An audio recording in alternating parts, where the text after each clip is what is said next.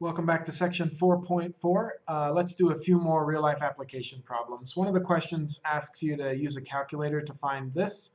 Remember that ln means the natural log, and fortunately most calculators have a natural log button. Remember that the natural log means base e, and e is approximately equal to 2.718.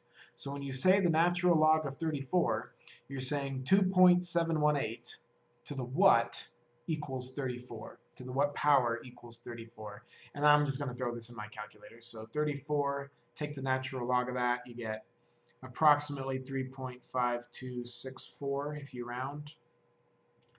Do the next one, natural log of 22 is approximately 3.09104 plus natural log, and how many decimals, oops, negative infinity. How many decimals, notice that the natural log of 0 is negative infinity. Not that, you'll understand that better when you get to calculus. All right, natural log of 819. So how many decimals should you do? I don't know, it's up to you. It depends on how well the thing wants you to round. So that's all you have to do. Now let's just add them together. So 3.5264 plus 3.09104 plus 6.70808. So you get an answer of approximately 13.3255, I guess. And then you can round it to whatever you need to. So that's pretty much just a calculator problem. All right, the next one. So sound intensity and decibels use a logarithm scale.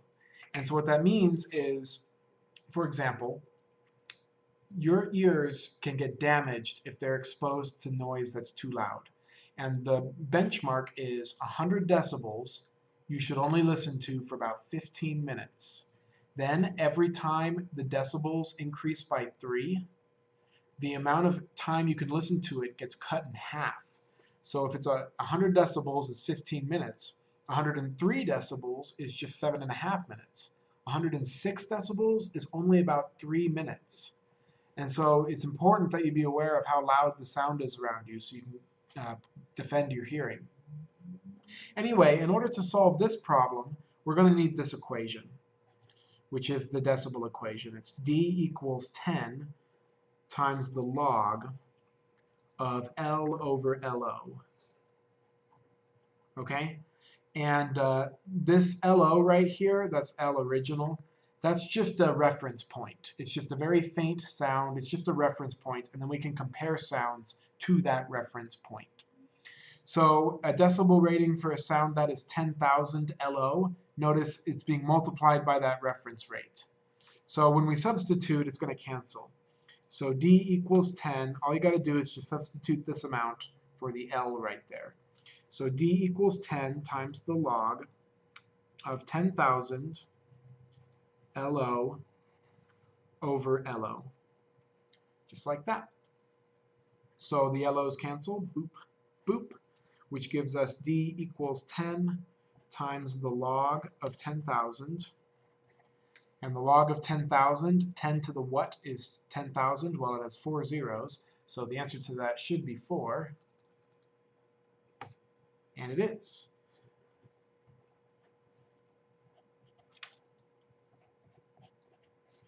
So the answer is going to be 40 decibels. So the decibel rating for a sound that's 10,000 LO is 40 decibels. So the key to that is knowing that the LOs will cancel.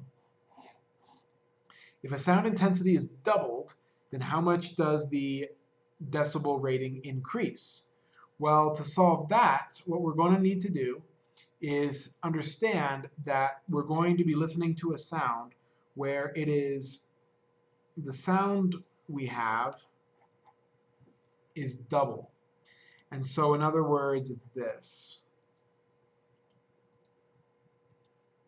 Actually, I'm sorry, I did that wrong. It is L equals 2LO. So we want to try to find out what is going to happen if we have a sound intensity that doubles. So you just double the initial sound. You double your reference frame. So you just substitute L equals 2LO into the L again. So that's going to be D equals 10 times the log. Again, it's base 10. And instead of writing L, we write 2LO, and that's still over LO. Okay, do you see how we did that? So we had this 2LO we replace with the L, and once again those LOs will cancel. So that's going to equal 10 times the log of 2. Okay, 10 times the log of 2. So grab your calculator and let's do the log of 2. And this will be an approximation. So that's going to be approximately equal to 10 times 0.301029999, which is going to be approximately equal to, if we times that by 10,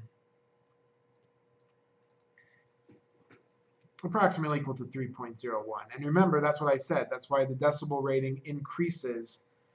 3 decibels means the sound doubled. Okay, so that's how it works. Let's do these ones down here, and then we'll wrap this one up. The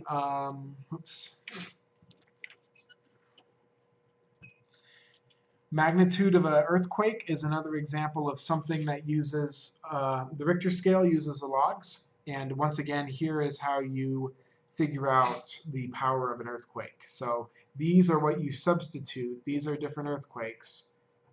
They're what you substitute for L. So if you hear that there's an earthquake that is times a 5.0 on the Richter scale versus an earthquake that's 3.0 on the Richter scale, how much worse is the 5.0 earthquake than the 3.0 earthquake? It's not 2 times worse. It's not 3 times worse. It's 100 times worse. Hard to believe. So going through a 5.0 earthquake is like going through 100 3.0 earthquakes, because every time the Richter scale goes up by 1, it means it's 10 times worse. So 10 times 10 is 100. So all we got to do is substitute these into the equations, and we find out the power of the earthquake on the Richter scale. So this first one would be log base 10 of 1,000 LO over LO, with that being our reference point. The LOs cancel, so it's just log of 10,000, and so that would be a 3.0 on the Richter scale. Excuse me. This one, we substitute log base 10 of 100 million LO over LO. The LOs cancel. And again, that's O, meaning like original. It's just a reference point. So it's the log base 10 of this. You can plug it into your calculator or just count the zeros. 1, 2, 3, 4, 5, 6, 7, 8. 10 to the 8 is 100 million. So that would be an 8.0 on the Richter scale. That would be 1,000 times worse than a 5.0 and 100,000 times worse than a 3.0. Finally, let's plug this one in. It would be log base 10 of 12,500,000 LO all over LO. Again, we're just plugging it into this formula right there. LOs cancel, and I'm going to do this one in the calculator. So we've got 12,500,000. Take the log of that, and so that would be an approximately a 7.097 on the Richter scale. There you go. So we just got through a few application problems. Most of them are pretty short and involve using the formula that I gave you.